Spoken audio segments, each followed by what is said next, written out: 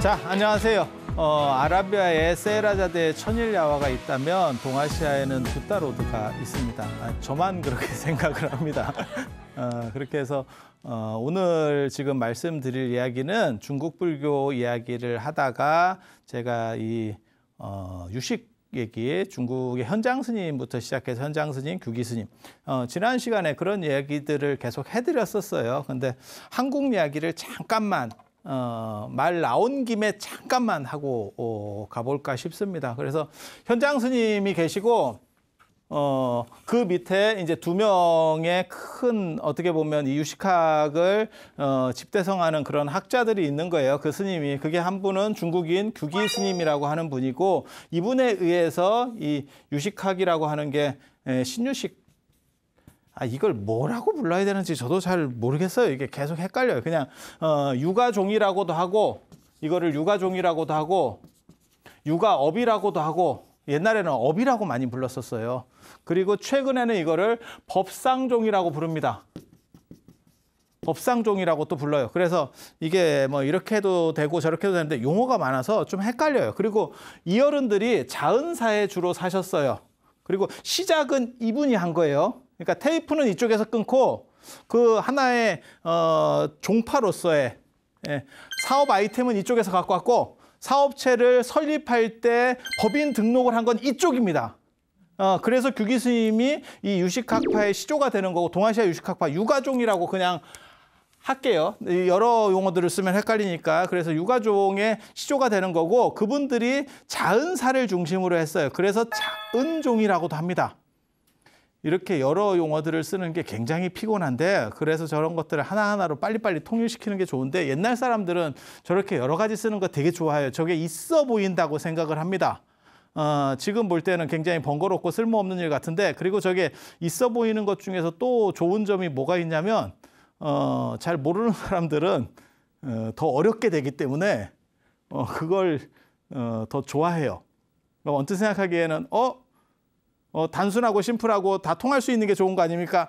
그건 요즘 생각이고 옛날에는 다양하게 막 이렇게 만들어내면 나는 이걸 다 알아 라고 말할 수 있는 좀 미개한 얘기죠. 저런 거 다 있어 보인다고 생각하는 거예요. 근데 저게 망하는 지름길입니다. 사람에게 진입장벽을 높게 줘서 들어가기만 힘들어. 그래서 이거를 아무튼 자은사에서 했다 그래서 자은종. 이라고도 합니다. 그냥 그런 식으로 알아두시고 이 양반은 이 규기 스님 같은 분은 이제 한족, 중국 한족 분이고 그 다음에 여기에 원측 스님이라고 하는 분이 있었다. 이거는 신라 분이었다. 그리고 머리는 훨씬 더 좋은 분이었던 것 같다. 그리고 이분은 어떻게 보면 청정성이 있는 분이고 이분은 약간 개판. 이거 굉장히 이 시대가 굉장히 재미있는 시대예요. 이분만 그런 식으로 살았던 게 아니고 삼거와 상 뭐 이런 얘기 제가 해드렸었잖아요. 앞에는 먹을 거 놓고 뒤에는 뭐 여자를 태우고 다녔다. 뭐 이런 식으로 야 저게 어떻게 스님이냐라는 생각이 지금 만약에 존재해도 그거 아세요? 그러니까는 사회가 발전하면 그 사람이 능력이 있어도 윤리 의식이 어느 정도 이상 반영이 안 되면 묻혀버립니다. 그러니까 우리도 70년대, 80년대, 90년대 초반까지는 윤리 부분이 약간 떨어져도 재주가 좋은 사람이야. 저 사람은 참 탁월한 능력이 있어. 그러면 인정을 해줘요. 근데 요즘 같은 사회를 한번 봐보세요. 오늘날에는 저 사람이 참 재주가 있어도 뭐 말을 잘못했다거나 그런 사소한 걸로도 훅 갈 수가 있습니다. 말 한마디 좀 심각하게, 그게 예전 기준으로는 아주 심각한 것도 아니에요. 그리고 요즘 연예인들 이런 거 나올 때 보세요. 톱스타들 뭐 이런 거 나올 때 연애 기간이 저 사람하고 끝나고 저 사람을 사귀었느냐. 요즘은 또 네티즌 수사대 뭐래갖고 그걸 수사를 다 합니다. 걔네들이. 그런데 그게 기간이 겹친다. 이러면 묻힙니다. 사람이. 그러니까 결혼한 것도 아니고 그냥 저렇게 연애하는 건데도 그게 양다리가 기간이 겹친 것 같아요. 이러면 그것도 문제가 되는 지금은 그런 시절이에요. 그러니까 엄격성이라는 게 있는 거고 그래서 사회가 약간 좀 덜 발전했을 때는 그런 걸로부터 좀 더 관대해요. 그러니까 재주 있는 걸 더 높이 치고 윤리적인 거를 약간 낮게 봅니다. 그렇게 생각을 하시면 돼요. 그래서 오늘날 같은 경우는 윤리의식이 점점 강화되는 추세로 가고 있는 거고 그래서 이런 분들이 어떻게 가능합니까? 이 분이 계셨을 때 우리나라에도 똑같은 비슷한 분이 있었죠. 그게 원효. 이렇게 가는 거예요. 그러니까 원효 같은 분도, 그러니까 지금 기준으로 보면 저런 분들은 대단하고 훌륭한 어떤 학자고 능력자야. 하지만 스님은 아니야. 라고 하는 게 맞거든요. 근데 저런 혼란들이 그 당시에 있었고 그런 혼란들의 이야기들이 뒤에까지 이제 복잡하게 내려오는 거예요. 그래서 지금까지도 이제 개념 규정이 불분명하게 되는 거고, 그래서 이게 굉장히 재밌지 않아요? 동시대에 둘 다 머리 좋은 사람들이 그런 비슷한 행동들을 하고 있는 거예요. 그런데 더 재밌는 건 원효 같은 경우, 나중에 이제 원효는 또 따로 얘기를 하겠지만, 원효 같은 경우는 아웃사이더입니다. 철저한 신분제 사회 안에서 아웃사이더이기 때문에 좀 특이한 행동들을 해서 약간 뭐랄까 관종기가 있는, 저게 원효만 그런 게 아니고 그 시절에 대한이라고 하는 분도 있었고 사복이라고 하는 팀이 있습니다. 팀이. 아웃사이더들의 어떠한 흐름들이 있는 거고, 그러니까는 음악으로 얘기하면 록이라든가 뭐 이런 식으로 약간 그러니까 우리가 많이 듣는 음악 말고 약간 파격적인 거 이런 쪽으로 가는 분들이 있었고, 그러니까 의상 스님이나 이런 분이 100% 인사이드라고 할 수 있는지 정확하게 잘 모르겠는데 나중에 그거는 의상 얘기할 때 또 할 거예요. 그래서 진짜 인사이드면 황룡사로 갔지 왜 부석사로 갔을까? 이제 그게 굉장히 큰 논점 중에 하나거든요. 그래서 그런데 규기 스님 같은 경우는 철저하게 인사이드 금수저 출신에다가 그냥 탄탄대로로 딱 올라왔는데도 왜 저런 행동을 하지에 대해서는 생각들을 또 해봐야 돼요. 그래서 지금 기준하고 아무튼 약간 다르다더라. 그 정도는 이해를 해주세요. 이해를 해주시고 이 시절이 아무튼 뭐 황금입니다. 불교의 천재들이 막 앞다퉈서 나올 때, 언간한 사람은 명함도 못 내밀 때, 그리고 이 원측 스님 밑에 도정 스님이라고 하는 분이 있고 그 도정 스님 밑에 이 태연 스님이 있는 거예요. 이 태연 스님. 원측 도정 태연. 태연을 대현이라고도 하는데 큰 대자나 클 대자는 똑같이 갑니다. 그래서 대현도 되고 태현도 되고 뭐 이렇게 그거는 뭐 차이가 전혀 없다라고 봐도 큰 문제가 없어요. 그리고 저 시절만 하더라도 향언 발음 같은 걸 쓰던 시절이어서 저것에 대한 구분이 뚜렷하지 않습니다. 그러니까 우리 발음이 있었다니까요. 그거를 한자로다가 음사를 하거나 안 그러면 그걸 번역하는 거예요. 그래서 번역 과정에서는 우리가 크다 이러면 클 태자를 써도 되고 큰 태자를 써도 되고 별 차이가 없는 거예요. 그래서 저런 식으로 나오는 문헌들이 많이 있습니다. 그래서 그런 정도 생각하시면 되고, 아무튼 이 태연 스님이 이 원측계의 신라 유가종의 시조입니다. 유가종의 시조예요. 그리고 이런 분들은 다 뭐 시조급 되면 다 능력자입니다. 그러니까 누구 생각하시면 되냐면 화엄종의 의상 스님 생각하시면 돼요. 중국에서 당연히 시작된 거고 지엄 스님의 그거를 의상 스님이 받아온 거죠. 그래서 의상 스님을 해동 화엄의 초조 이렇게 얘기를 하거든요. 그리고 이분은 해동 유가종의 초조가 되는 거죠. 그리고 아무튼 이렇게 시작하신 분들은 다 창업자들은 다 대단한 거예요. 그렇게 생각하시면 돼. 그래서 이분이 3대 저술가 중에 한 명이에요. 통일신라 시대 3대 저술가. 그래서 50여 종이 한 100권.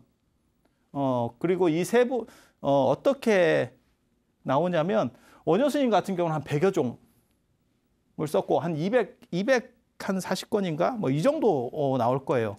이게 권수가 뚜렷하지는 않아요. 그러니까 없어진 것들이 있어가지고 그래서 그렇고, 그 다음에 경흥 스님까지 해서 요 세 분을 신라 3대 저술가로 통일신라 3대 저술가로 놓습니다. 그래서 저분들에 의해서 그러니까 자장률사에 의해서 한번 터가 닦이고 이제 만개하게 되는 거죠. 쫙 이렇게 퍼지게 되는 거죠.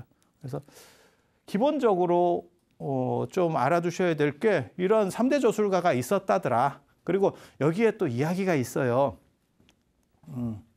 지난번에 제가 그런 얘기 해드렸었는데 그 화엄종하고, 그러니까 자 봐봐, 이 현장 스님에 의해서 유가종이 만들어졌고 이분이 만든 건 아니고 이분이 시작했고 만든 건 이분이고 그런데 뭐 스승 계자니까 그냥 거의 비슷한 시대에 만들어져서 중국으로 이제 한번 쫙 움직이기 시작하고, 그 전에 있었던 거는 천태종이고 시기로 보면 천태종이고, 근데 천태종 같은 경우는 수나라의 지배 이데올로기였고 강남을 중심으로 어떻게 보면 세력을 키워가고 있었다면 장안 중심으로 원래 수나라 수도도 대흥이라고 하는 장안 쪽이에요. 그렇지만 장안 중심으로 판이 재편돼요. 재편돼 그 과정에서 선태종은 약간 소외되기 시작하는 거고 그것을 완전히 장악하는 그 과도기적인 그러니까 선태종으로서는 잘 안 되고 새로운 뭔가는 제시해야 되고 그 과도기에 속해 있는 인물이 도선율사 같은 분이에요. 도선율사 같은 거. 그래서 여러 가지 시도들을 했었고 그러다가 현장 스님이 왕의 귀환 이러면서 반지의 제왕처럼 오는 거죠. 그래서 싹쓸이를 하고 저 유가종을 만든 거예요. 터대를 딱 닦은 거예요. 그리고 그 다음에 누가 나오냐면 이제 다음 시간부터 나올 화엄종이 나옵니다. 화엄종이 나온다면 뭘 생각하실 수가 있어요?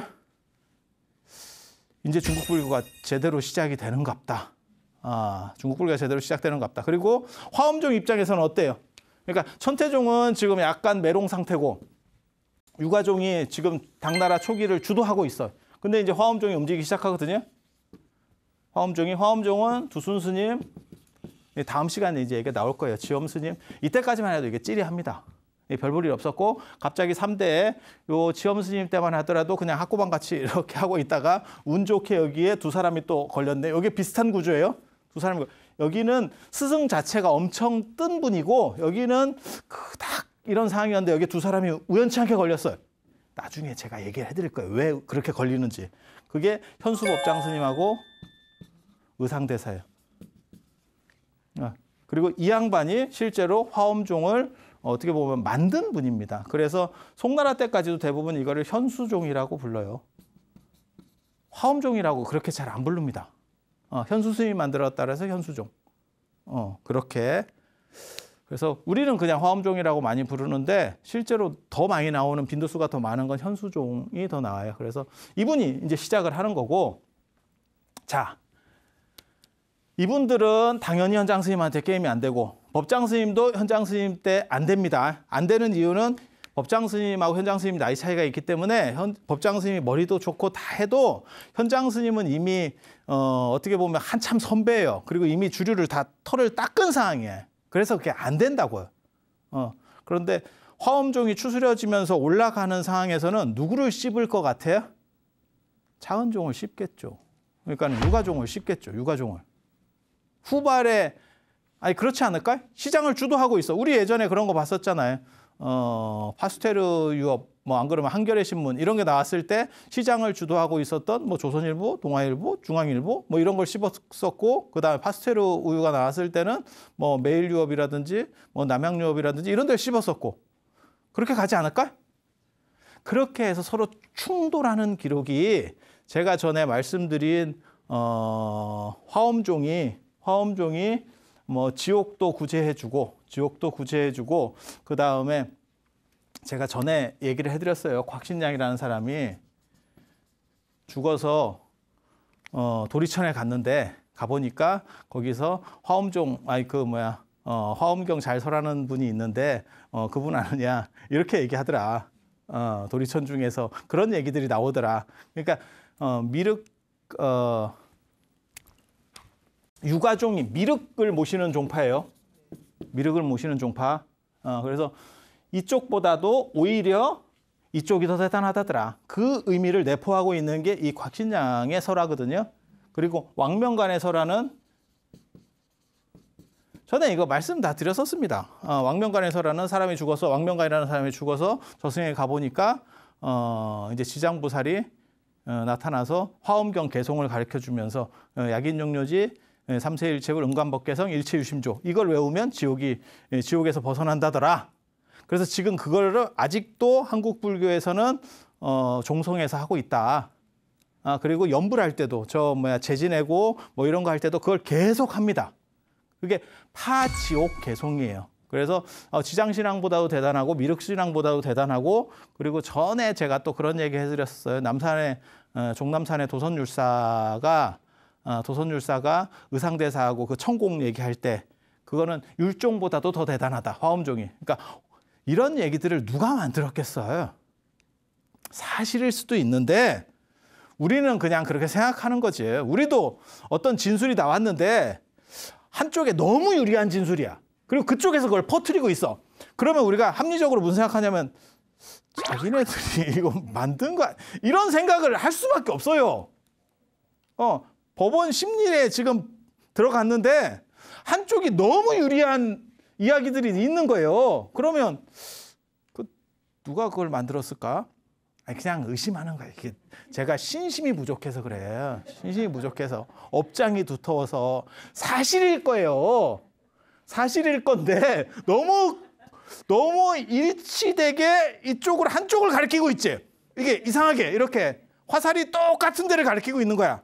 그리고 그건 뭐냐면 후발주자인 화엄종이 앞에 있었던 지장신앙이나 미륵신앙, 저 육아업이나 그 다음에 저 사분율종, 계율종보다 뛰어나다라고 얘기하는 거예요. 근데 되게 재밌는 게 천태종보다 뛰어나다라는 스토리 구조는 안 보여요. 그 얘기는 뭐냐면 장안 쪽에 천태종은 실제로 그 당시에 좀 안 되고 있었구나. 천태종이 셌었으면 주류 중에 하나였었으면 그 씹는 얘기가 분명히 나왔을 겁니다. 그리고 요거랑 똑같은 게 신라에서도 있었어요. 신라에서도 그런 사건이 벌어져요. 그게 태연 스님과 관련된 사건이에요. 태연 스님과 관련된 사건. 그러니까 저술도 이 정도 할 거면 보통 공부하는 분은 아니잖아요. 그리고 요즘 저도 뭐 제가 한 50권 이상 책을 쓰고 뭐 이렇게 했지만 옛날 책 쓴다는 게 저게 쉬운 일이 아닙니다. 요즘보다 훨씬 힘든 일이에요. 그리고 옛날 스님들 같은 경우는 기본적인 사찰 생활들을 다 하고 대중을 지도하면서 책을 쓰는 거예요. 요즘 같은 경우는 그냥 막말로 얘기해서 자기 일 딱 하고 그냥 책 쓰면 되는 거고. 그러니까 지금은 세상이 분업화돼 있고 예전 같은 경우는 기본 생활들을 다 해야 돼요. 기본 생활하고 남는 시간에 저런 작업들을 한다고 가정하면 저게 훨씬 힘듭니다. 그리고 또 일찍 돌아가시잖아요. 그리고 특징이 뭐냐면 되게 재밌는 게 저분들이 이렇게 보면 책 많이 쓰고 이런 분들, 업적을 남긴 분들의 가장 큰 특징 중에 하나가 언간이 오래 삽니다. 아주 오래 사는 건 아닌데 언간이는 오래 살아. 다 획을 긋는 사람들이 특별하지 않으면 언간이 오래 삽니다. 그래야 뭔가를 만들어낼 시간이 있죠. 그렇지 않을까요? 아무리 내가 머리가 좋고 뭘 해도 그냥 뭐 그렇게 해서 죽었어. 그럼 뭐 어떻게 할 거예요, 자기를. 드러낼 방법이 없는데. 그런 정도 생각을 하시면 돼요. 그래서 요 세 분이 이렇게 이제 책도 많이 쓰고 이러는데 이 경덕왕 때 시대도 되게 비슷합니다. 시대도 다 비슷합니다. 요 시기에 이제 저 태연 스님이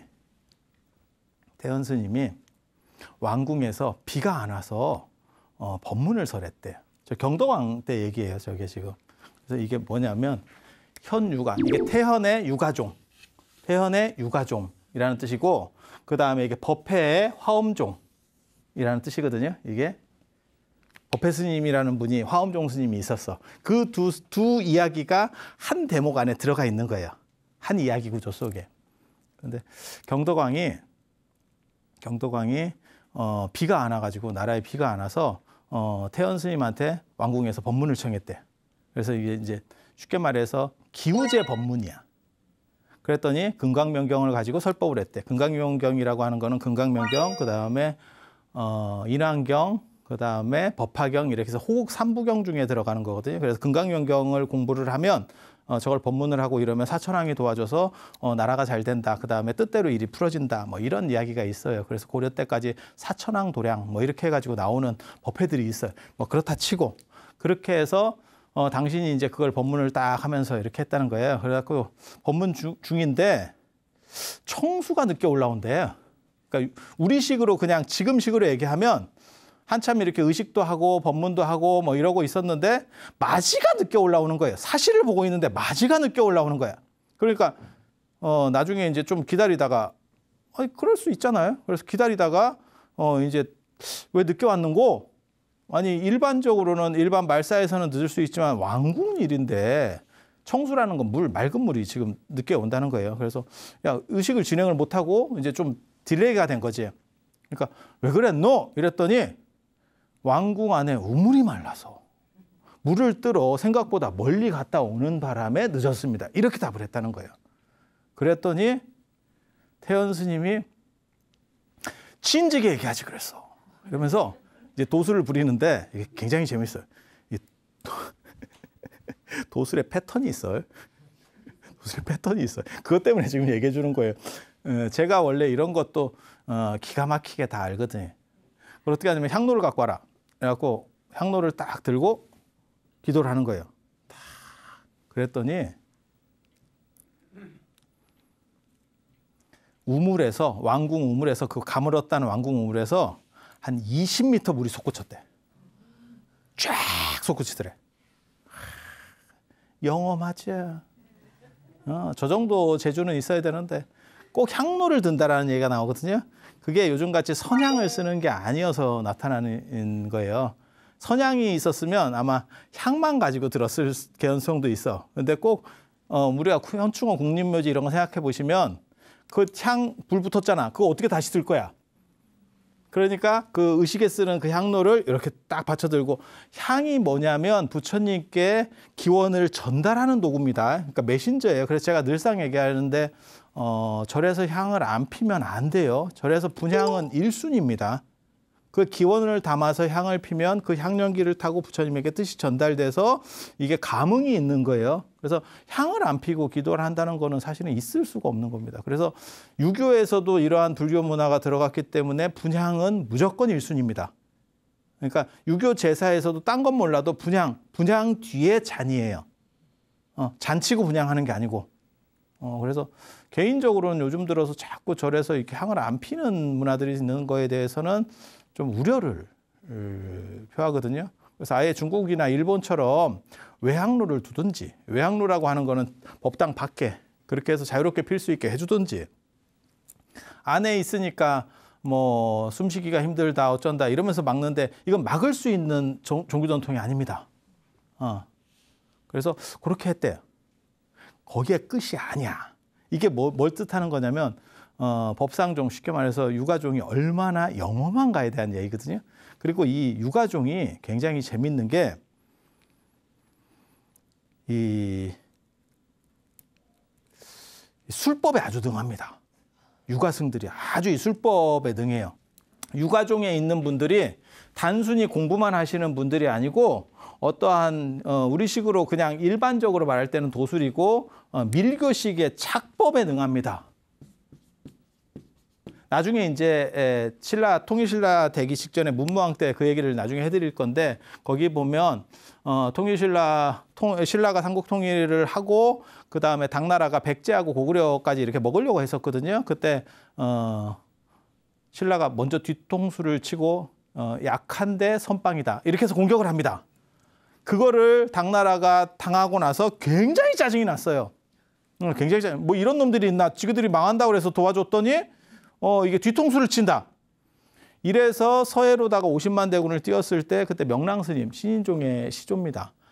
자장률사의 조카인데 그 양반이 사천왕사에서 나중에 다시 얘기를 해드릴 거예요. 이게 아주 진기한 사건이거든요. 그래서 문두루 비법, 문두루가 뭐냐면 만트라는 진언, 그 다음에 만다라는 정신적인 의식을 하는 거예요. 그래서 우리가 사시할 때 요건 만다라가 그 만다라예요. 그 다음에 문두루는 무드라, 이게 수인입니다. 수인, 손 이렇게 하는 거. 그래서 이러한 수인을 이용해서 밀교 작법을 해서 그걸 이제 태풍을 일으켜서 그걸 다 몰살시켜 버리는데, 그때 유가승 12명이 보조로 들어왔다라는 대목들이 딱 나오거든요. 그 사천왕사가 굉장히 재밌어요. 경주 사천왕사가. 거기서 피리 불면 거기서 피리를 탁 불면 달이 가다가 그 피리 소리 듣느라고 멈췄다 뭐 이런 게. 그 월명사예요. 제망매가 못 들어봤어요? 거기가 다 사천왕사 출신이에요. 그 양반 사천왕사 출신이에요. 그래서 사천왕사가 그런 신비한 능력을 일으키는, 달이 멈춘 건 나도 조금 그렇긴 한데, 달이 멈추면 인류 전체 문명이 좀 위험하거든요, 사실. 저도 조금 그렇게 생각은 해요. 근데 그렇게 나와. 뭘 어떻게 하라고 나한테. 저도 그런 식으로 생각은 하지만 그게 월명사 이야기예요.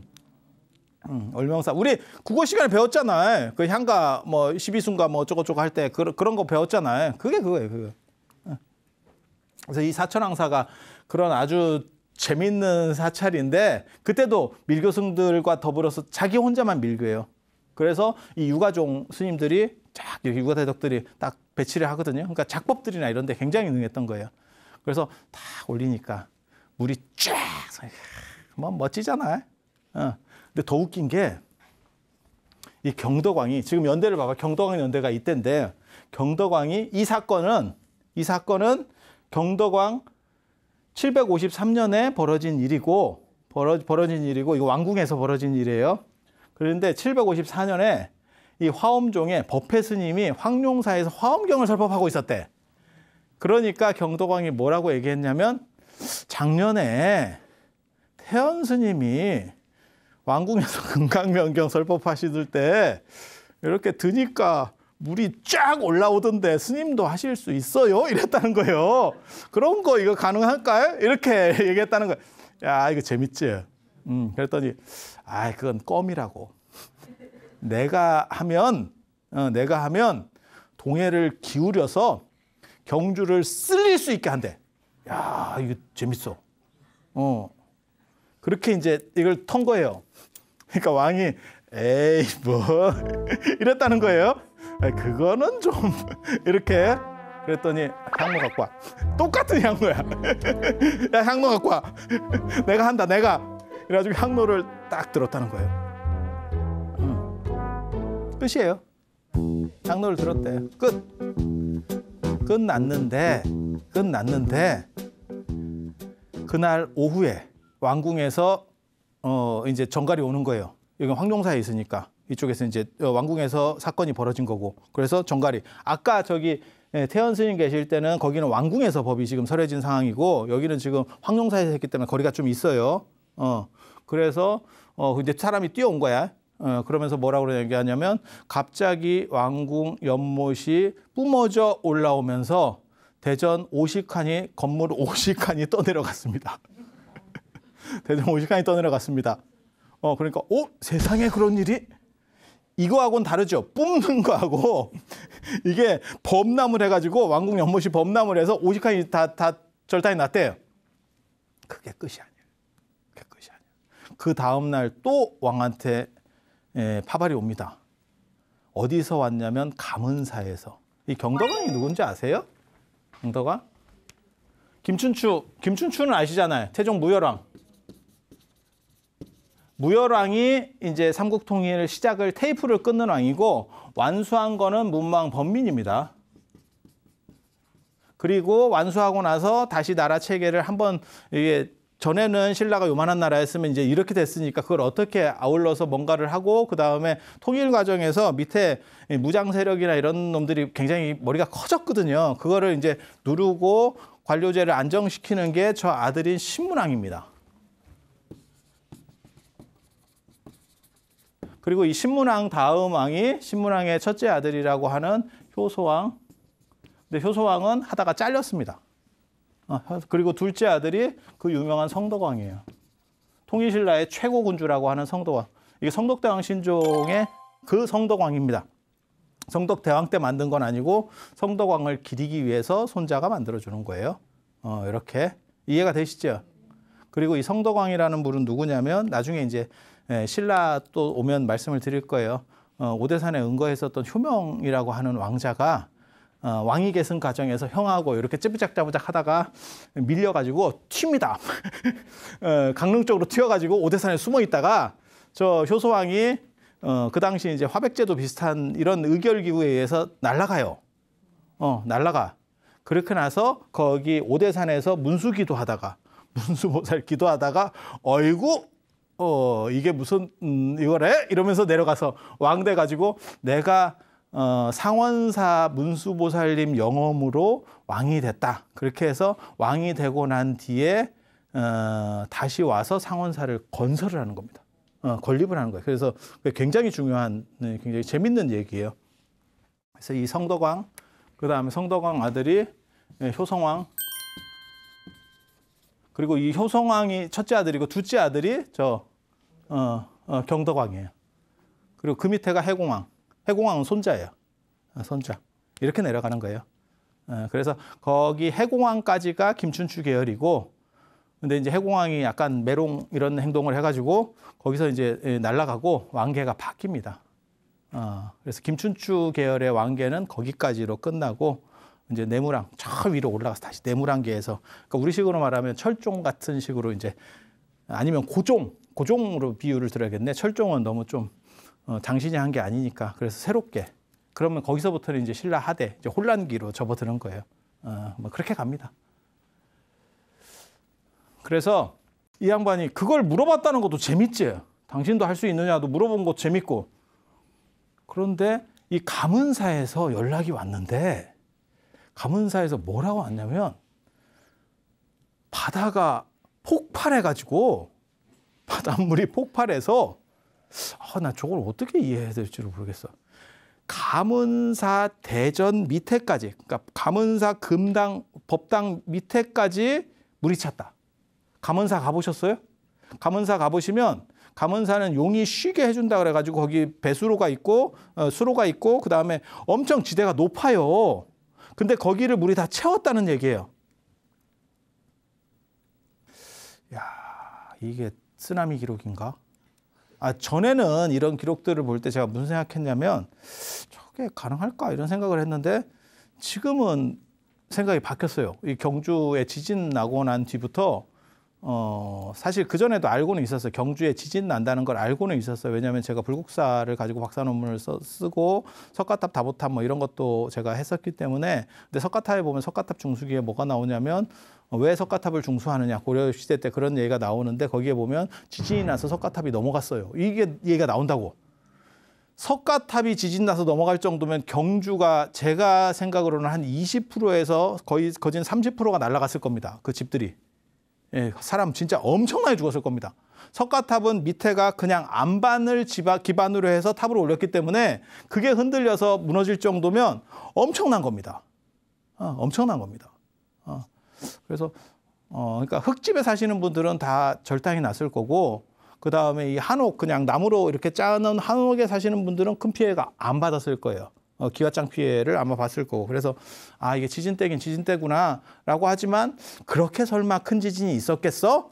라고 했는데 지금 요즘 추세로 봐서는 야 이거 되겠다 이런 생각이 드는 거죠. 그리고 만약에 그렇게 계산을 해보면 저건 쓰나미입니다. 저거 쓰나미입니다. 저거 그렇게 되는 거예요. 그래서 야 이거 흥미로운데 그런데 여기를 이렇게 딱 보면 유가종과 화엄종이거든요.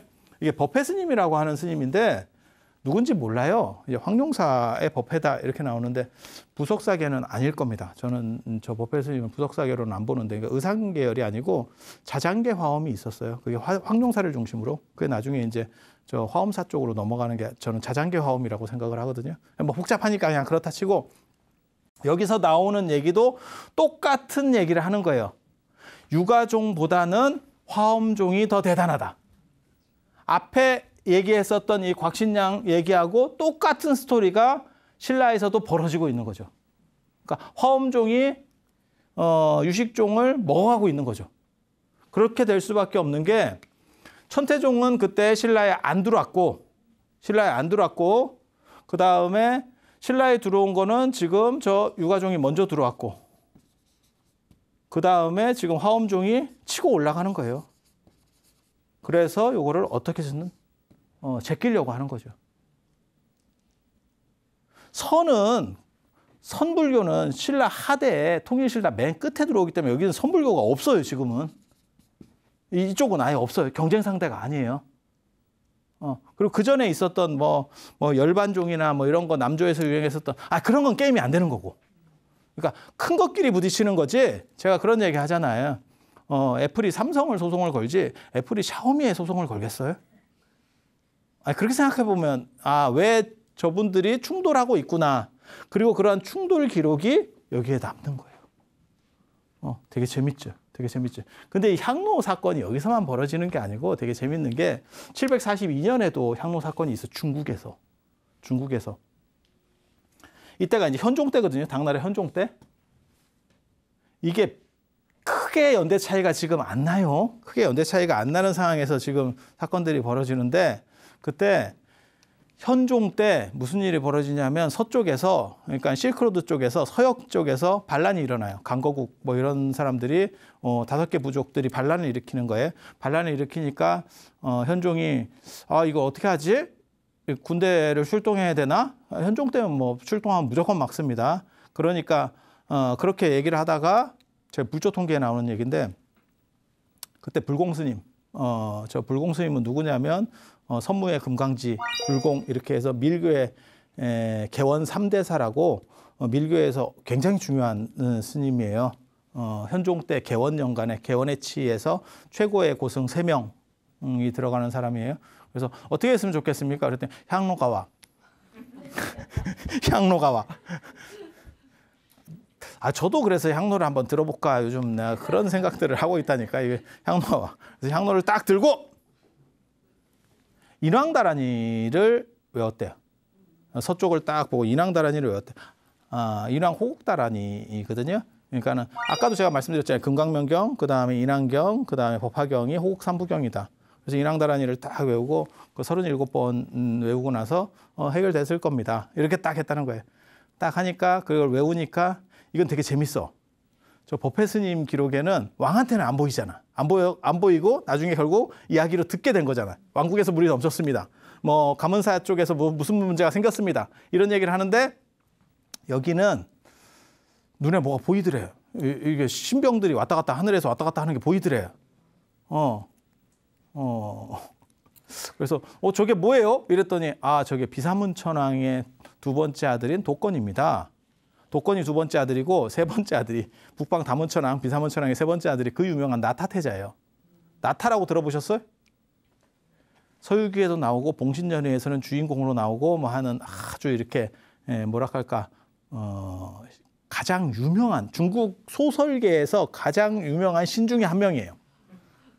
그게 나타태자예요. 나타태자. 그런데 그 도건이 지금 군대를 가지고 자기 신병들을 가지고 가서 저걸 이렇게 제거할 거니까 뭐 문제 없을 겁니다. 그리고 나서 끝났대. 끝나고 나서 나중에 보고가 올라오는데 이쪽에서 불공스님이 향로 들고 딱 이렇게 인왕다란이를 외우고 있을 때 저쪽에서는 군대들이 이렇게 사막 먼지 속에서 막 이렇게 일어나고 그 다음에 그 몽구스 쥐들이 와가지고 그걸 공격해서 그 세력을 격퇴했다더라 라는 기록이 있고, 거기서 끝나는 게 아니고 카드라가 아니고 이거를 기점으로 해서 이게 비사문천왕이 도움을 받으면 나라가 안정될 수 있겠다. 그렇게 해서 모든 성문의 북쪽에다가 비사문천왕 사당을 만들었다 라고 하는 기록이 있어요. 그래서 아무튼 저 시절에는 향로 드는 게 동아시아의 유행이야. 큰 스님은 다 향로 한 번씩 들어봐야 돼. 이렇게 딱 들면 뭔가가 변화가 생겨. 그리고 그 향로를 드는 이유는 그 향연기를 타고 부처님에게 그 뜻을 전달해서 뭔가 변화를 일으키는 거예요. 그래서 그게 신통을 부리는 어떤 방법적인 요소다. 그리고 향이라고 하는 건 생략될 수가 없다. 그리고 이 전체에서 흐르는 스토리는 뭐냐면 유가종과 화엄종이 충돌하고 있다. 그리고 화엄종이 다 이기는 스토리로 나온다. 왜 그럴까? 유가종이 먼저 자리를 잡고 있었고 그것을 뺏는 입장에서 화엄종 쪽에서 들어가고 그 이야기를 더욱 널리 퍼뜨린 건 화엄종이겠죠. 이게 두 이야기가 떨어져 있었으면 별 문제가 없어요. 근데 요거를 같은 쉽게 말해서 한 폴더 안에 아니면 한 이야기 안에 앞뒤로 붙어 있어. 누가 붙였겠냐? 저는 화엄종에서 붙였다고 생각을 하는 거거든요. 이 이야기도 있고 이 이야기도 있어. 붙여놓고 그 다음에 뭐라고 이제 왕 얘기를 넣냐면 이 왕이 스님도 하실 수 있으세요? 야, 이거 아마 사건이 있어서도 별개 2개의 사건이었을 거예요. 근데 그걸 붙인 거지. 그래서 재밌어요. 그리고 이것과 관련해서 말씀드리면 요 세 분이 이제 대단한데, 지난 시간에 제가 말씀드렸잖아요. 이 용장사 가면 이 태원 스님이 이렇게 경주 남산에 용장사 거기를 이렇게 예불 끝나고 이렇게 부처님을 돌았더니 부처님 머리가 미륵 부처님 머리가 이렇게 따라 돌았다 하더라. 오른쪽으로 돌았으니까 오른쪽으로 이렇게 돌았겠지. 그 얘기 해드렸었고, 그 다음에 거기 가면 또 이제 보물로 된 저 마해불도 있거든요. 마해불도. 근데 거기가 용장사라고 하는 데가 김시습도 나중에 살아요.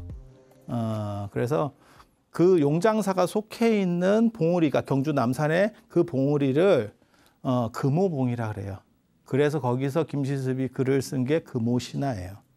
최초의 한문 소설 금오신화가 저기서 쓰여져요. 그래서 그것도 그냥 참고로 말씀을 드리고, 또 한 가지 말씀드리고 싶은 거는 이 경흥이라고 하는 스님, 이 스님도 한 번 정도는 얘기를 하면 참 좋은데 굉장히 특이하거든요. 신문왕 때면 지금 보시다시피 문무왕 다음이 신문왕이에요. 통일 직후인데 공주 사람이, 공주 스님이 최고의 승려 자리로 올라오는 일이 벌어지거든요.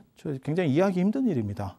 왜냐하면 공주라고 하는 데는 나중에는 이제 부여로 수도가 옮겼지만 한성백제, 그 다음에 공주, 그 다음에 부여거든요. 근데 공주 사람을 과연 저렇게까지 올릴 수 있겠느냐라고 하는 게 이제 굉장히 미스테리한 의심이 드는 구절인데, 아무튼 그렇다 치고 저기에 보면 저 경흥 스님도 글도 많이 쓰고 막 이렇게 했던 분인데 아주 유명한 이야기가 있어요. 또 재밌는 이야기가 있어. 옛날에 하마비라는 게 있어요. 하마비라는 게 말 내리는 전용 주차장이거든. 거기에 어떤 거지 같은 스님이 다 떨어진 이런 가사를 입고, 그다음에 걸망에다가 생선 같은 거를 넣고 이렇게 쪽을 튀고 있더래. 걸망에다가 생선을 넣어가지고, 마른 생선을 넣어갖고 다니더래. 그러니까 경흥 스님이 이렇게 해가지고 이렇게 보니까 좀 웃긴 거지. 저게 뭐 저런 놈이 다 있노 그랬더니 그 옆에 있던 이 조수가, 시자가 뭐라 그랬냐면, 그 승복을 입고 그런 마른 생선이나 넣어갖고 다니면 되냐고 이랬더니 그 스님이 뭐라 그랬냐면, 마른 생선을 가지고 다니는 게 산 고기를 다리에 끼고 다니는 것보다 낫다, 이렇게 했다는 거예요. 그게 뭐냐면 경흥 스님은 그때 말을 타고 다녔어요. 그렇게 해서 그 스토리가 얘기가 나온다고요. 그리고 그러니까 경흥 스님이 이제 밑에 사람들이 이렇게 하는 걸 이제 듣다가, 그러니까 지나가다가 들은 거지. 그래서 자기가 깜짝 놀라서 다시는 말을 타지 않게 되고, 저 스님이 뭔가 좀 특이한 스님이다 이렇게 쫓아가게 했더니 문수사, 경주 남산의 문수사 속으로 들어갔더래요. 그래서 그 문수보살의 화신이 경흥을 경책했다. 이런 게 뭐냐면 통일신라 시대에 갑자기 백제 스님이 뜬 부분이 뭐 어떤 정치적인 거가 있고, 그리고 그것에 대한 어떤 반대적인 이야기들, 신라 쪽 입장에서 어떤 반대 이야기들, 이런 것들이 막 섞여 있는 게 아닌가라고 하는 생각을 해보면서 시간이 다 된 거로 오늘 이상하고, 다음 시간에는 중국 화엄종 이야기. 그래서 오늘 이야기에서의 핵심은 유가종, 먼저 떴었던 유가종을 화엄종이 자꾸 이제 제끼려고 한다더라. 그리고 중국에서는 이제 본격적으로 화엄종이 움직이기 시작하면 유가종은 끝납니다. 유가종은 끝납니다. 근데 중국에서 유가종은 끝났지만 실제로 우리나라에서는 고려 후기, 그러니까는 조선 초에 이방원, 그 다음에 세종 때까지도 유가종이 굉장히 큰 힘을 차지하고 있었다더라. 그리고 그 유가종은 저 태연 스님의 유가종만 아니고 나중에 통일신라 시대 때 진표계 유가종이 또 있어요. 그래서 지금 보시고 우리가 만날 수 있는 금산사라든지 법주사는 그건 다 진표계 유가종. 그래서 그런 이야기들은 나중에 제가 또 한국 불교로 넘어와서 이야기를 해드릴 수 있도록 그렇게 하겠습니다. 자, 들어주셔서 감사합니다.